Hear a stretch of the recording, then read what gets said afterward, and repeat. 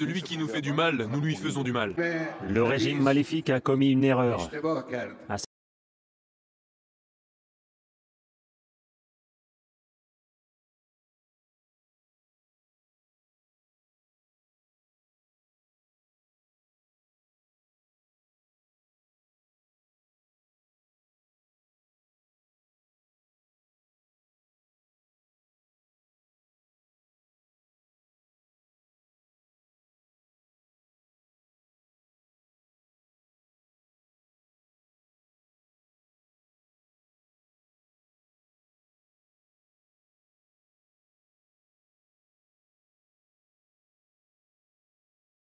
L'espoir est que le régime israélien se trouve dans une situation très difficile, pris dans sa crise interne et dans la guerre à Gaza.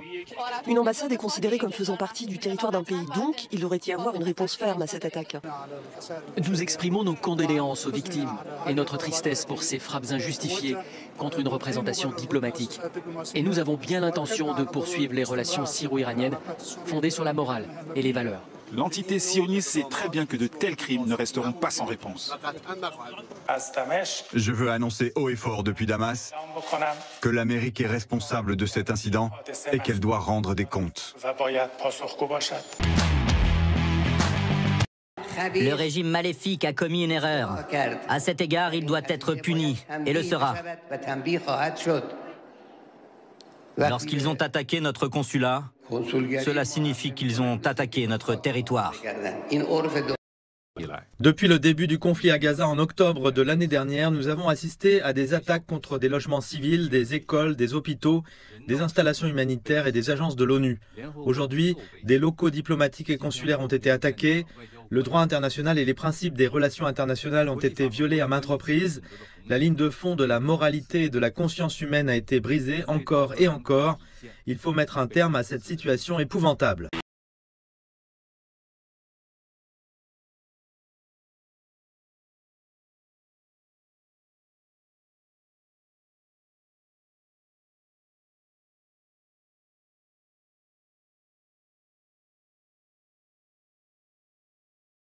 Confronté dans la nuit à un barrage de drones et de missiles. Première attaque frontale directe de l'Iran sur son territoire. C'est historique. Était dans le ciel syrien. Et ici au-dessus de Tel Aviv, comme en plusieurs autres endroits du pays. L'Iran a lancé une attaque coordonnée de grande envergure contre Israël ce soir. Le régime iranien a tiré plus de 200 drones, missiles de croisière et missiles balistiques vers Israël. Avec nos alliés et nos partenaires dans la région, Israël se défend de cette attaque.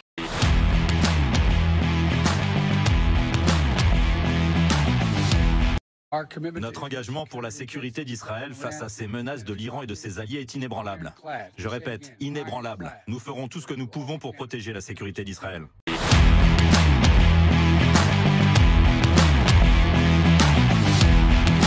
Si le régime sioniste commet la moindre invasion après notre patrie et nos intérêts, le président iranien doit vérifier l'État hébreu confronté à une réponse pour appuyer cette guerre de propagande et très irradier la carte de la paix.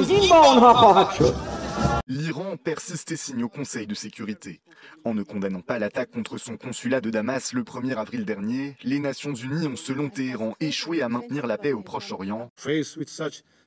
Dans ces conditions, la République islamique d'Iran n'a pas eu d'autre choix que d'exercer son droit à l'autodéfense en vertu du droit international.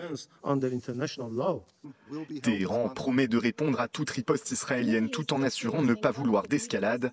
De son côté, l'ambassadeur israélien qui avait convoqué la réunion du Conseil appelle à prendre des mesures immédiates contre la République islamique. Imposer toutes les sanctions possibles à l'Iran avant qu'il ne soit trop tard. Nous avons besoin d'un monde dirigé par des Churchill, pas par des Chamberlain.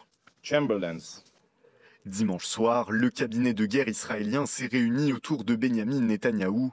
L'État hébreu se dit déterminé à faire payer le prix de son assaut aérien à l'Iran.